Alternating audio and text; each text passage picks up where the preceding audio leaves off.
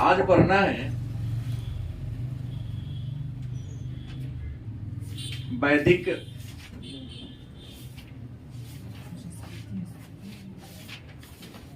संस्कृति। जैसा कि हम सभी जानते हैं, भारत की जो सभ्यता है थी उसको सिंधु घाटी सभ्यता या सैंधव सभ्यता, अन्य नाम हड़प्पा की सभ्यता। और हम लोगों ने पिछले दिनों के क्लास में जाना था कि सिंधु घाटी सभ्यता जिसका समय 2500 ईसा पूर्व से 1750 ईसा पूर्व के बीच हुआ। हमने चर्चा किया था कि भारत की सभ्यता को सिंधु घाटी सभ्यता इसलिए कहे क्योंकि इसका विकास सिंधु और उसके सहायक नदी घाटी के क्षेत्र में हुआ था। अलग अलग विद्वानों के अलग अलग मान्यताओं के अनुसार सिंधु घाटी सभ्यता खैर 1750 ईसा पूर्व में पतन हो गया, लेकिन सर्वमान्य विचारधारा के अनुसार सिंधु नदी में प्रलयकारी बाढ़ आई और सिंधु घाटी सभ्यता का अस्तित्व मिट गया।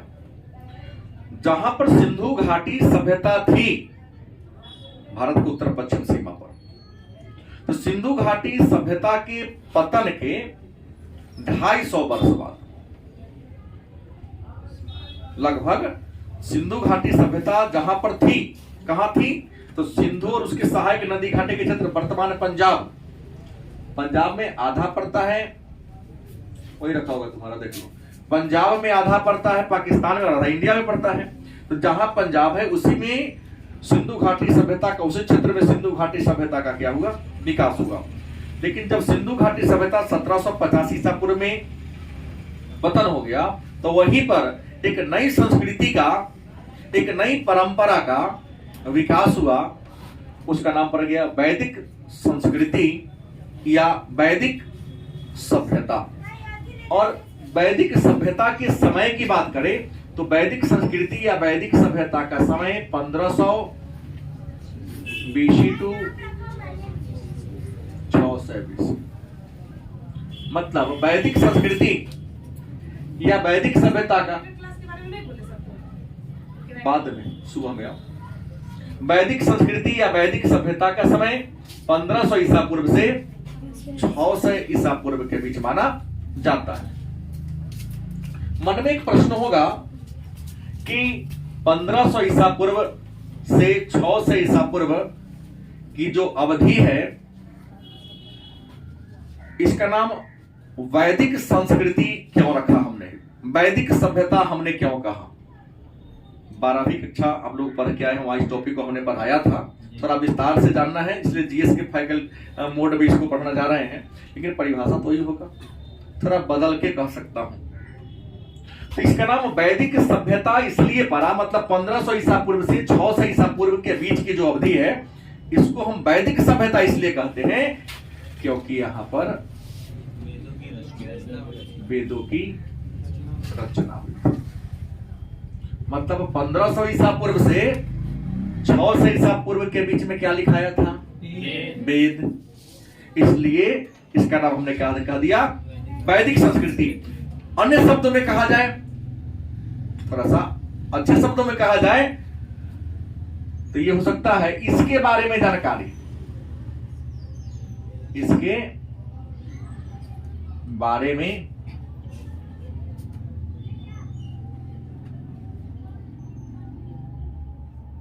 वेदों से क्या होती है, मिलती है। गलत कि सही, दोनों बात सेम हुआ कि 1500 ईसा पूर्व से 600 ईसा पूर्व के भारत का जो अवधि था उस समय के सामाजिक, आर्थिक, राजनीतिक, धार्मिक क्रियाकलाप के बारे में जानकारी हमें किससे मिलती है, वेदों से मिलती है। इसलिए 1500 ईसा पूर्व से 600 ईसा पूर्व के बीच की अवधि को क्या कहते हैं, वैदिक संस्कृति या वैदिक सभ्यता। वैदिक संस्कृति का एक अन्य नाम भी है आर्य संस्कृति या आर्य सभ्यता। मन में एक प्रश्न होगा, तो वैदिक संस्कृति जिसका समय था 1500 ईसा पूर्व से 600 ईसा पूर्व, इसका दूसरा नाम आर्य संस्कृति या आर्य सभ्यता क्यों रखा गया? तो मैं आपको बता दूं, इसका नाम आर्य सभ्यता इसलिए रखा गया क्योंकि इसके निर्माता कौन थे? आर्य थे। मतलब वैदिक संस्कृति के निर्माता कौन थे? आर्य लोगों ने इस परंपरा की नींव रखी थी, चाहे इसकी सामाजिक परंपरा हो, धार्मिक परंपरा हो, राजनीतिक परंपरा हो, सबकी नींव आर्य जनजाति के लोगों ने रखा, इसलिए इसका नाम पड़ गया आर्य संस्कृति। और इसके बारे में जानकारी हमें वेदों से मिलती है, इसलिए इसको हम वैदिक संस्कृति या वैदिक सभ्यता के नाम से भी। अब मन में एक प्रश्न होगा, फिर वर्गीकरण बाद में करेंगे। मन में एक प्रश्न होगा कि सर ये आर्य कौन थे? आर्य का मतलब क्या होता है? आर्य की पहचान क्या थी? तो आर्य जिसका अर्थ की अगर हम बात करें तो श्रेष्ठ या कुलीन होता है। श्रेष्ठ का मतलब ऑलरेडी ऊंचा, और कुलीन मतलब जो अच्छा कुल में पैदा हुआ। अच्छा कुल मतलब अच्छा जाति से नहीं होता है। इंसान, महापुरुषों का कहना है, इंसान जन्म से नहीं अपने कर्म और सिद्धांत और विचार से महान होते। अगर जन्म से महान होता तो कई ऐसे लोग रोड पर नहीं भुगाते हैं। अरबों की संपत्ति में देखता हूं उसके पास है, लेकिन उससे बढ़िया लाइफ उचक्का जी लेता है। इंसान जन्म से नहीं अपने सिद्धांत, कर्म और विचार से महान होते हैं। और एक ऋषि थे, मार्तंग ऋषि, जिन्होंने कहा था, जिन्हें अपने जन्म पर घमंड हो, दुनिया का सबसे निकृष्ट इंसान है। जब अमुक जाति में, अमुक धर्म में जन्म लिए हैं, ऐसी मनोवृत्ति मन में आनी ही नहीं चाहिए।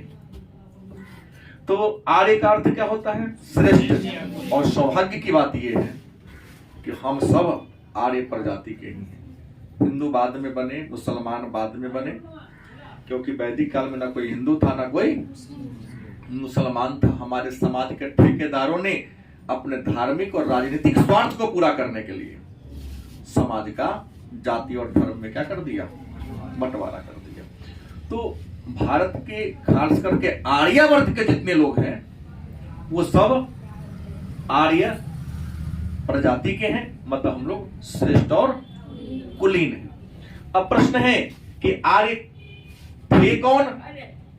तो आर्य थे विदेशी। मतलब कुल मिला के एक बात हुई कि हम सब या हमारे पूर्वज इंडिया के मूल निवासी नहीं है, हम सब विदेशी हैं।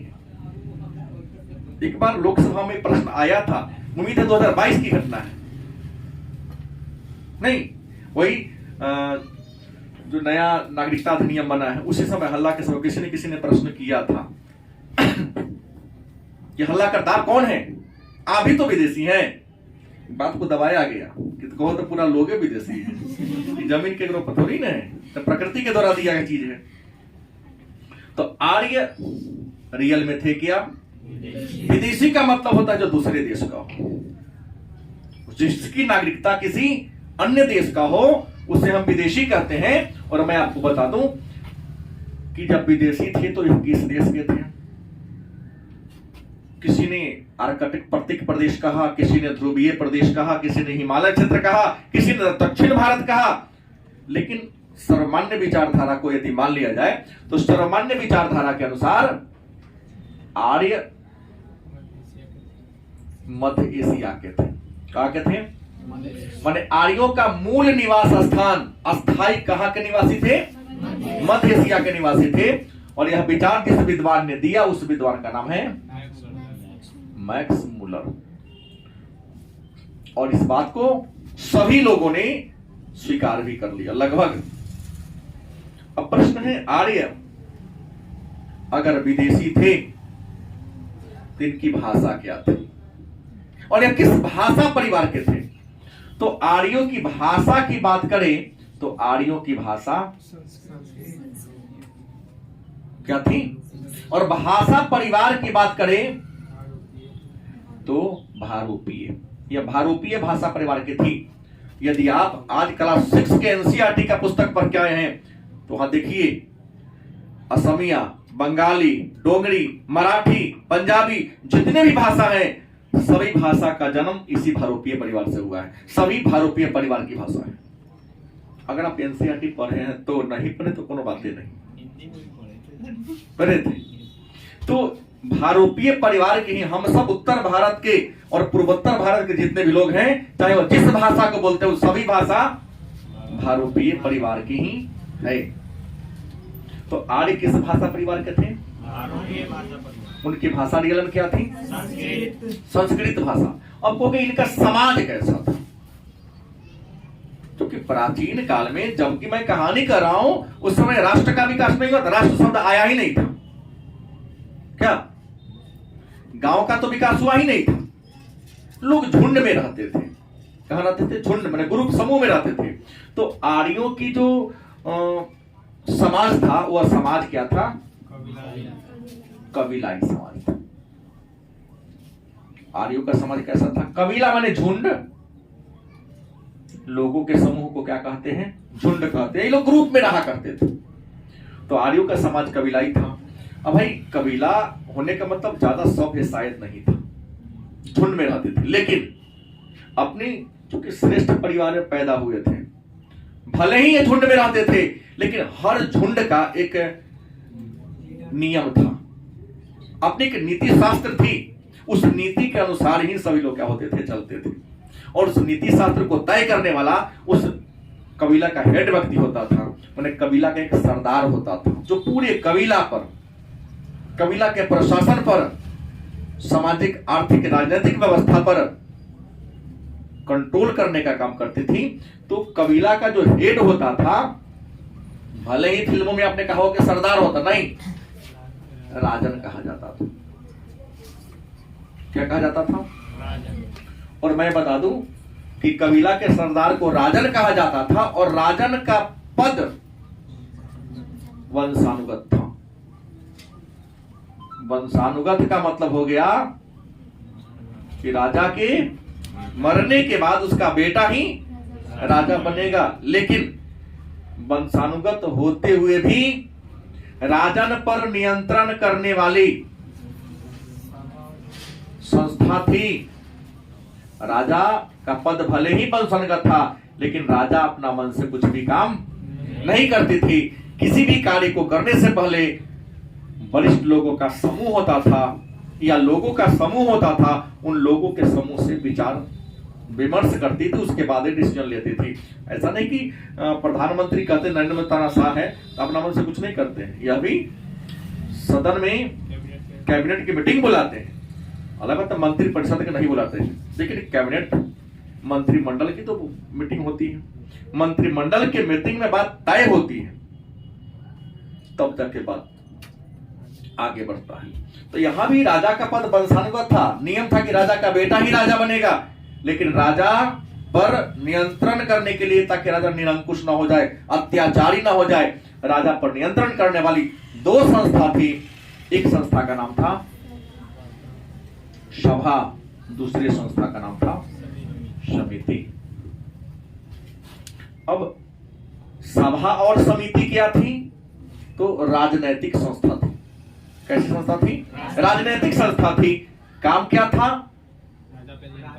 राजा पर नियंत्रण नहीं करना और समय समय पर सलाह देना, काम करने में किसी प्रकार की परेशानी न हो ऐसा सलाह देना। अब मन में होगा सर दोनों संस्थाएं राजनीति के संस्था था, दोनों डिफरेंस क्या है? सभा और समिति में अंतर क्या है? ये जो सभा की बात करते हैं और समिति की बात करते, दो अंतर है। एक मेरे उम्र का मान लो और एक आप लोग अपने उम्र का मान लो। तो दोनों में डिफरेंस की बात कर ले तो सभा हम किसका ले लेते हैं? वरिष्ठ लोगों का समूह था और समिति आम जनता का। जैसे आप लोग 18 साल के लोग हैं तो आप लोगों के ग्रुप वाला को हम क्या कहेंगे? सभा। और समिति आप समझ सकते हैं, ये हो गया मंत्री परिषद, ये हो गया मंत्रिमंडल, ये हो गया मंत्री। क्योंकि मंत्री परिषद में सभी प्रकार के मंत्री हिसाब आ जाते हैं, चाहे वो राज्य मंत्री हो, उप मंत्री हो या कैबिनेट मंत्री हो। लेकिन अगर मंत्रिमंडल की चर्चा हो तो केवल और केवल कैबिनेट मंत्री ही आते हैं, माने विभाग के अध्यक्ष उस मीटिंग में शामिल होते हैं। मंत्रिमंडल के मीटिंग में जब तक कहा न जाए तब तक उपमंत्री और राज्य मंत्री गेटों पर खड़ा नहीं होगा, है ना। तो कहा जा सकता है कि सभा मंत्रिमंडल के समान था और समिति मंत्री, लेकिन इन दोनों ही सभा से प्राचीन भी आर्यों की राजनीतिक संस्था थी, जिसका नाम क्या था, विद्वत। ये आर्यों की सबसे प्राचीन राजनीतिक संस्था थी। दूसरी बात, अब कहो कि भाई सभा और समिति का मीटिंग होता था, तो सभा की जब बैठक होती थी तो इसकी अध्यक्षता कौन करते थे, समिति की बैठक होती थी तो इसकी अध्यक्षता कौन करते थे। तो अभी तक तो 12वीं क्लास में बताया हूं कि समिति के अध्यक्ष को ईशान कहते हैं, गलत कि सही। लेकिन सभा का जब बैठा होगा तो अध्यक्ष कौन बनेगा, भाई कोई ना कोई तो बनेगा। तो जब मंत्रिमंडल की बैठक होती है तो अध्यक्षता कौन करता है, प्रधानमंत्री। कौन करता है, ये तो संविधान में पढ़े आप लोग। तो सभा तो वरिष्ठ लोगों का था, तो इसमें इसका नेतृत्व राजा ही करेंगे, लेकिन निर्णय सहमति से होगा। सभा और समिति जान गए, विद्वत को क्या हो गए जान गए। आर्य ही भारत में एक नया पशु लेकर आए थे, उस पशु का नाम क्या था, नहीं, आर्यों से पहले भारत के लोग घोड़ा से परिचित नहीं थे। अलग बात है कि मैंने कल के क्लास में कहा कि सुरकोटदा से घोड़ा के अस्थि मिले हैं, लेकिन लिखा है संभवतः, संभवतः शब्द का प्रयोग किया गया है। तो भारत में घोड़ा कौन लाया, आर्य लाया। तो आर्यों का प्रिय पशु कौन होगा, घोड़ा होगा। लेकिन आर्यों का पवित्र पशु की बात करते हैं तो गाय इनकी पवित्र वस्तु थी, ठीक है। प्रमुख, अगर हम प्रमुख देवता की बात कर रहे हैं तो इंद्र की बात करते हैं। इनका सबसे प्रमुख देवता कौन होगा, इंद्र। प्रिय मत कहिए, मेन देवता ही इंद्र था। क्योंकि अब कहोगे इंद्र जिसे पुरंदर कहा गया है, हालांकि मैं चर्चा आगे करता। पुरंदर का मतलब था किला को तोड़ने वाला। भाई किला को कब तोड़ेंगे, जब लड़ाई होगा। किला को कब तोड़ेंगे, जब लड़ाई होगा। अब कहोगे भाई समाज तो कबीलाई था, लड़ाई क्या होता था, गाय चोरी कर लेते। तो पहले के समय में युद्ध का मूल कारण खेत तुम्हारा जोते हम, गाय तुम्हारा खोल के ले गए हम। स्वार्थ पहले के लोगों में भी थी। सबसे बड़ा धन पशुधन था, आज सबसे बड़ा धन रुपया धन। लेकिन पहले के लोगों का सबसे बड़ा धन, वैदिक काल के लोगों का सबसे बड़ा धन पशुधन था।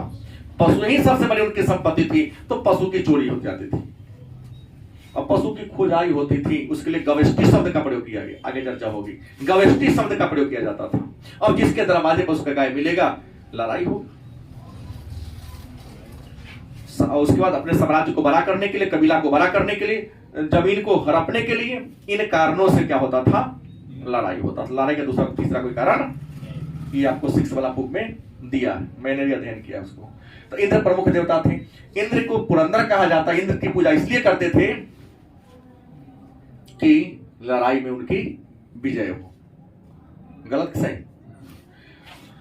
उसके अलावे अगर प्रमुख नदी की बात करें, आर्यों की प्रमुख नदी की बात करें तो सिंधु, क्योंकि सिंधु नदी के अगल बगल में ही आके बसे थे और यही इनके जीविका का, जीविकोपार्जन का मुख्य आधार था। तो सरस्वती इनकी क्या थी, मुख्य नदी थी। लेकिन अगर सिंधु मुख्य नदी थी, लेकिन पवित्र नदी की बात करते हैं तो सरस्वती की। सरस्वती पवित्र नदी थी, और सरस्वती को लोग नदी तमा मतलब नदियों की माता के नाम से क्या करते थे, बुलाते थे। हालांकि यमुना और भी कई नदियों के बारे में चर्चा है, तो हम लोग सीधा वेद पर आएंगे तब चर्चा करेंगे। तो बंटवारा भी नहीं किया, सीधे मैं चर्चा कर रहा हूं। अब मन में होगा कि आर्य सब यहाँ थे तो भारत में कहां से आए, मूल निवास यहाँ था, इनके सारे कल्चर को हम जान लिए। तो आर्य भारत में कहां से आए, तो आर्य भारत में फारस से आया था। फारस मतलब ईरान से आया था। मतलब ईरान का प्राचीन नाम क्या था? भारत। भारत से चलकर कहां पहुंचा? इंडिया। और इंडिया आया तो किस क्षेत्र में बसा? तो जहां पर सिंधु घाटी सभ्यता थी उसी क्षेत्र में आगे बस गया। तो आर्य भारत के जिस क्षेत्र में बसे उस क्षेत्र का नाम था सप्त सैंधव। अब मन में प्रश्न होगा कि सर सप्त सैंधव का मतलब क्या होता है? तो सप्त का मतलब होता है 7। सैंधव माने सिंधु और उसके सहायक नदियों के लिए सैंधव शब्द का प्रयोग किया गया है, क्योंकि सिंधु से केवल सिंधु नदी का बोध होता है और सैंधव का मतलब सिंधु और उसके पूरे सहायक नदी का जो इलाका है उसके लिए हम सैंधव शब्द का यूज। तो सिंधु और सिंधु की चाहे जितनी भी सहायक नदी हो, ब्यास हो, रावी हो, झेलम हो, जो भी नदियां हैं उन सभी नदियों के लिए हम सब सैंधव कह देते हैं। उसी के अगल बगल में आके क्या हो गए?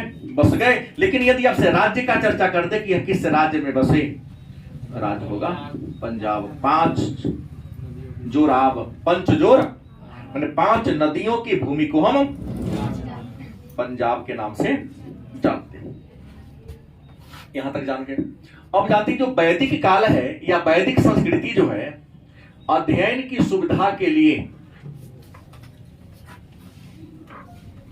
वैदिक संस्कृति जिसका समय हमने कहा 1500 BC टू 600 BC, इस वैदिक संस्कृति को विद्वानों ने 2 भागों में बांट दिया है। वैदिक साहित्य के रचना के आधार पर या वेदों की रचना काल के आधार पर वैदिक संस्कृति को या वैदिक सभ्यता को या आर्य सभ्यता को विद्वानों ने क्या भाग में बांट दिया? 2 भागों में बांट दिया।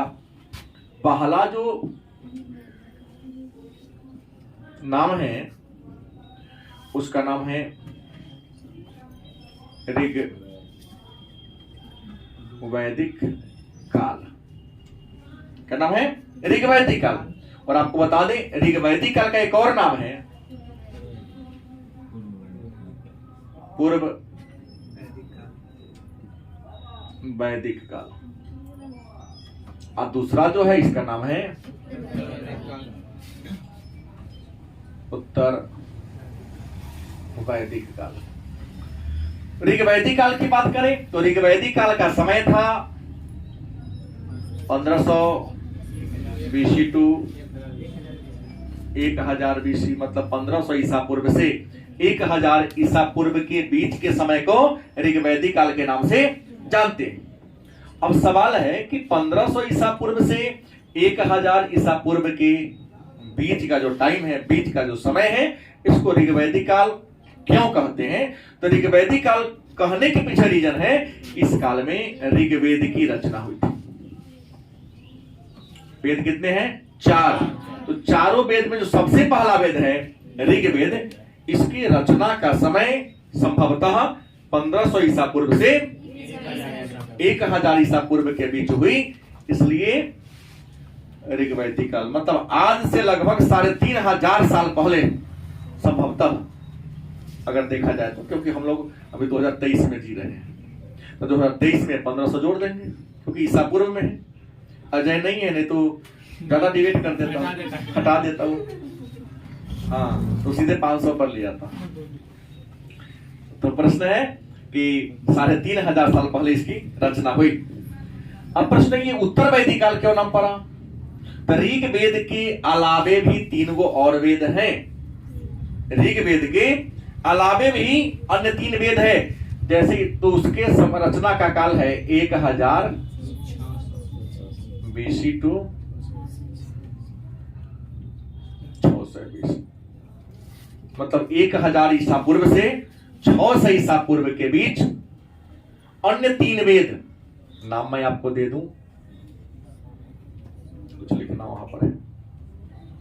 जो अन्य 3 वेद हैं, सामवेद,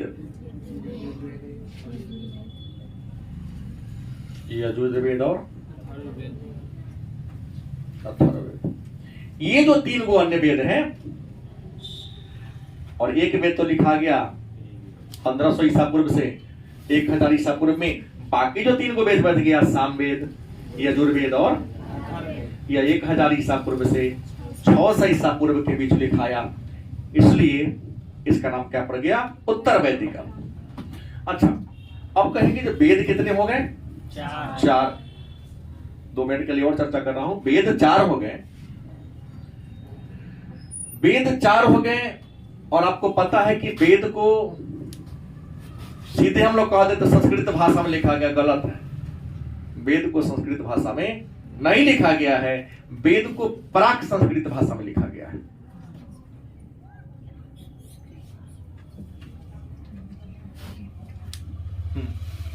संस्कृत में नहीं है ये, हम लोग पढ़ते अलग बात है, लेकिन मैंने जो पढ़ा है, हमने ये जाना है कि वेद को प्राक संस्कृत भाषा में, वो संस्कृत में भले ही पंडित जो हमसे ना पढ़ाता है, हमारे पिताजी से भी नहीं पढ़ाता है, हम पहले वाले 2 हैं जो उसको पढ़ लेते हैं। तो वेद को किस भाषा में लिखा गया? प्राक संस्कृत भाषा में। तुम दोनों 12वीं हो, तुम संस्कृत कहना, भैया सबके लिए बोल रहे हैं, तुमसे सब सीनियर है, ठीक? तो नहीं, तो पहले उसको बोल दिया हूं, नहीं है, छोटा हुआ, हम बोले कि वो आ जाना, 2 दिन 3 दिन पढ़ लो, बैठे रही, कल्याण हो जाएगा तुम्हारा। अतः का बेसी होगा तो कौन दिक्कत है, और फायदा है। तो प्राक संस्कृत भाषा में लिखा गया है, तुमको प्राक बिठा के केवल संस्कृत रखना है, तुमको प्राक संस्कृत ऑप्शन ही नहीं देगा, लेकिन आप बड़े परीक्षा देंगे तो वेद को प्राक संस्कृत भाषा में लिखा गया है। और आपको बता दें, क्योंकि प्राक संस्कृत भाषा को पढ़ना थोड़ा सा कठिन है आम लोगों के लिए, मैंने सब लोगों के लिए पढ़ना थोड़ा क्या था, कठिन था, इसलिए हर वेद का क्या बना दिया गया? ब्राह्मण ग्रंथ बना दिया गया। उपवेद तो बना के बाद की बात है, लेकिन हर वेद को आसान भाषा में नवता कुंजिका सहित पासपोर्ट बना दिया गया। कॉपीराइट जो कहला वैसे नहीं कहिए, कॉपीराइट अलग बात होता है, खुद एक पेटेंट का अलग अधिकार होता है। तो प्रश्न ऋग्वेद को ही आसान भाषा में जो बड़े बड़े शब्द थे उसको तोड़ तोड़ के छोटा छोटा कर दिया गया, ताकि आम लोग भी उसको क्या कर सके, पढ़ सके। तो उसको कहा गया ब्राह्मण ग्रंथ कहा गया। और हर वेद का अलग अलग ब्राह्मण ग्रंथ है, जिसको आप पढ़ करके आप उस वेद के बारे में जान सकते हैं और उस वेद का अर्थ लगा सकते हैं। जैसे ऋग्वेद के 2 ब्राह्मण हैं, ऋग्वेद के कितने ब्राह्मण हैं? 2 ब्राह्मण हैं। नाम क्या है? ऐतरेय और कौशी।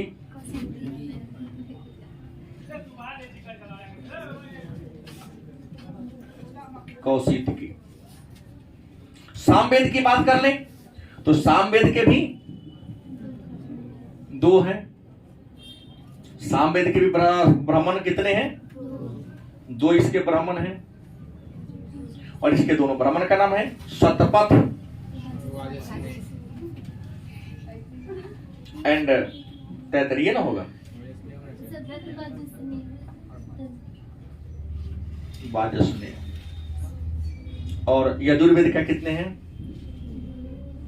यजुर्वेद के ब्राह्मण 2 हैं। इनका नाम है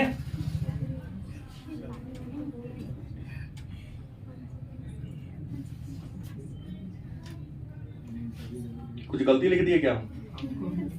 हमको तो गलती, सब पर गलती लग रहा है। पुस्तक का है शतपथ ब्राह्मण, लेकिन किसका है नहीं। और यजुर्वेद की अगर हम बात कर लें तो तैतरीय,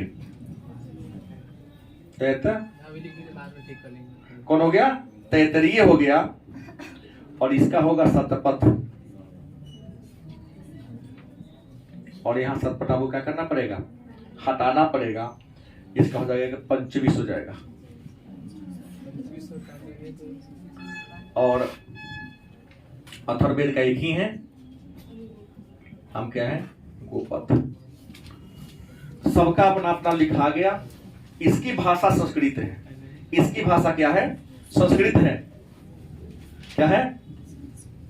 संस्कृत है। वाजस्नेय, इसकी भाषा संस्कृत, सबकी संस्कृत है। कुल मिला के देख लिया तो 2 4 2 6 और 1 7 को क्या हो गया?